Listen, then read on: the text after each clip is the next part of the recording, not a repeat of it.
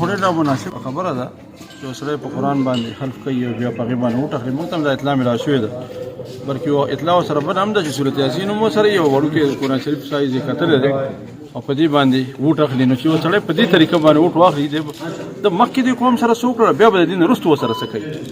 نو دا ډېره نامناسبه خبره ده. موږ د دې غندنه کوو او د دې مخنیوی به هم کوو انشاءالله. موږ مکمل تیار دي، تمام انتظامات موږ د هر پروسیشن او د هر څیز مکمل کړي دي.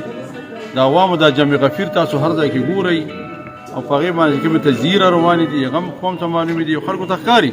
بل څه د سره په میدان کې شته نه. دغه جمعیت علما اسلام زموږ خو اوس نه دی کمپین، زموږ خو د قانون نه دی خلاف تحریک وچلو. زموږ ورکر چېرته په ارام نه دی ناست، بلکې مسلسل هغه په سړکونو باندې دی، هغه ملیون مارچونو باندې و، ازادي مارچ کې و.